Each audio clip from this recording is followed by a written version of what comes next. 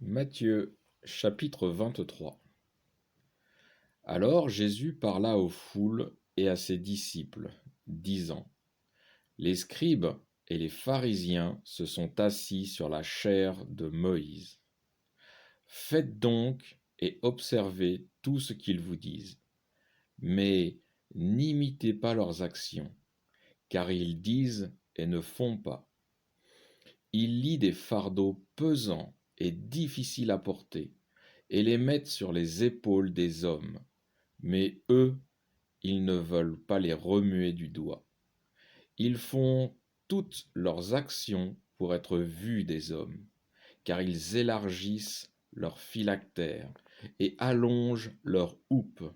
Ils recherchent les premières places dans les repas, les premiers sièges dans les synagogues, les saluts sur les places publiques et l'appellation de rabbi.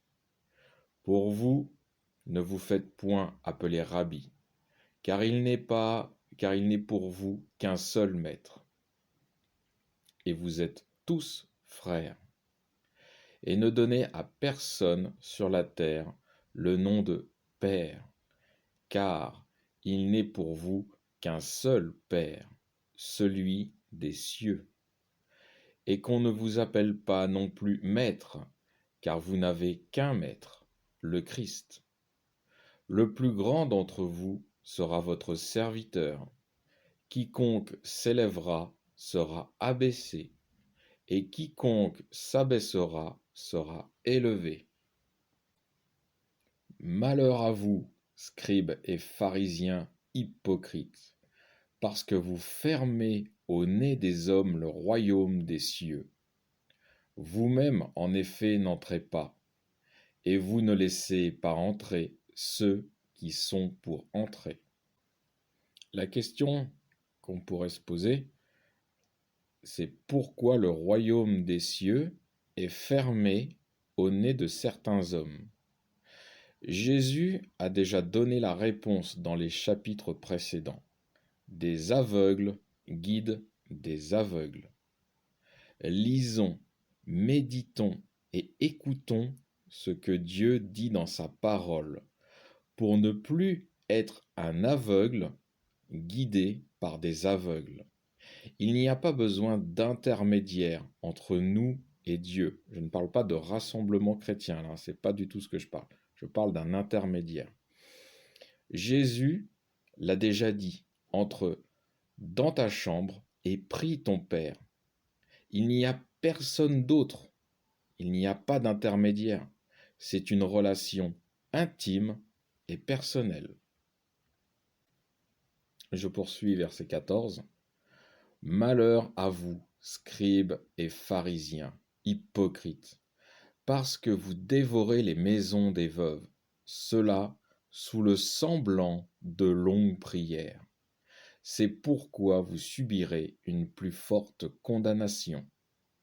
Malheur à vous, scribes et pharisiens, hypocrites, parce que vous courez la mer et la terre pour faire un prosélyte, et quand il l'est devenu, vous faites de lui un fils de la géhenne, 2 fois plus que vous. Malheur à vous, conducteurs aveugles, qui dites: qui jure par le sanctuaire, ce n'est rien, mais qui jure par l'or du sanctuaire est tenu. Insensé et aveugle, lequel en effet est le plus grand, l'or ou le sanctuaire qui a rendu l'or sacré? Et vous dites: qui jure par l'autel, ce n'est rien, mais qui jure par l'offrande qui est dessus est tenu. Aveugle, lequel en effet est le plus grand, l'offrande ou l'autel qui rend l'offrande sacrée? Qui donc jure par l'autel, jure par l'autel, et par tout ce qui est dessus. Et qui jure par le sanctuaire, jure par lui, et par celui qui y habite. Et qui jure par le ciel, jure par le trône de Dieu, et par celui qui y est assis.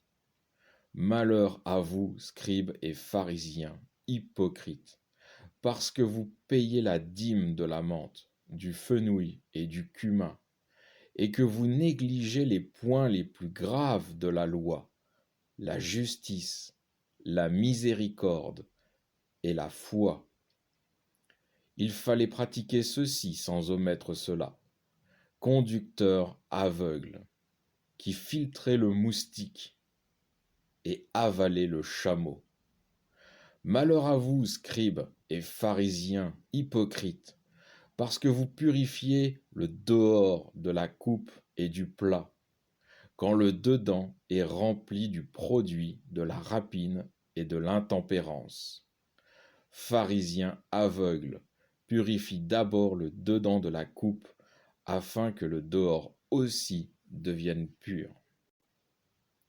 Jésus prend exemple ici une coupe qui représente l'être humain, dont l'extérieur est embelli, mais l'intérieur, qui est le cœur, est ravagé par ce qui est mauvais. Je poursuis la lecture, verset 27. Malheur à vous, scribes et pharisiens, hypocrites, parce que vous ressemblez à des tombeaux blanchis, qui au dehors paraissent beaux, mais au dedans sont remplis d'ossements de mort et de toute immondice. Ainsi, vous, au dehors, vous paraissez justes aux hommes, mais au dedans, vous êtes pleins d'hypocrisie et d'iniquité. Malheur à vous, scribes et pharisiens, hypocrites, parce que vous bâtissez les tombeaux des prophètes et ornez les monuments des justes, et que vous dites, si nous avions vécu au jour de nos pères, nous n'aurions pas été leurs associés dans le sang des prophètes. Par là, vous témoignez vous-même que vous êtes les fils de ceux qui ont tué les prophètes. Comblez donc la mesure de vos pères. Serpents, engeance de vipères, comment éviterez-vous d'être condamnés à la géhenne? C'est pourquoi, voici que je vous envoie prophètes, docteurs et scribes. Jésus parle ici des chrétiens qui apporteront la parole du Christ, son évangile, qui commencera avec les apôtres et d'autres disciples juifs devenus chrétiens, puis s'ensuivront les païens. Je reprends verset 34. C'est pourquoi voici que je vous envoie prophètes, docteurs et scribes.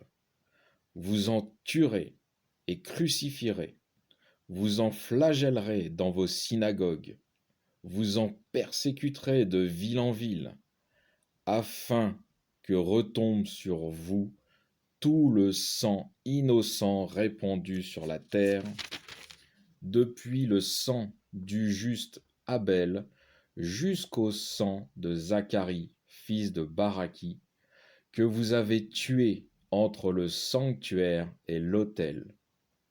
En vérité, je vous le dis, tout cela viendra sur cette génération. Jérusalem, Jérusalem, qui tue les prophètes et lapide ceux qui te sont envoyés.